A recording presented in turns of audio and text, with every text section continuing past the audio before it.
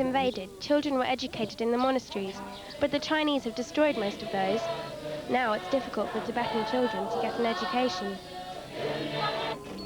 2/3 of the children in Tibet can't read or write. Their parents say they can't afford the presents which the Chinese teachers demand in exchange for teaching their children. These children told me that they don't want to go to school anyway because the teachers make them learn in Chinese and they want to speak their own language.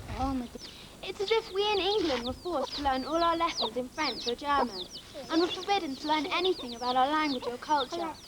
This is why Tibetan school children are fleeing Tibet. Hundreds of Tibetan children leave Tibet every year by walking across the Himalayas. Unlike me, they don't have guides to show them the way. They must travel in winter when the Chinese soldiers are less likely to be about. If the Chinese find them, they send them home and punish them. Many children die on the journey. The lucky ones make it across the mountains to refugee camps in India, although this little boy lost his feet from frostbite. There are now thousands of children living in the Tibetan Children's Village in northern India. Many are sent away by their parents, who want them to get a Tibetan education. Some children decide to come themselves. They ask me to hide their faces because they don't want their parents, who are still in Tibet, to get in trouble with the Chinese.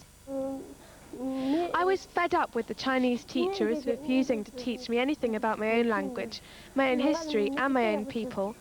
I begged my parents to let me leave Tibet. The Chinese teachers said we had to learn about China and the Chinese. But why should we? We're Tibetan.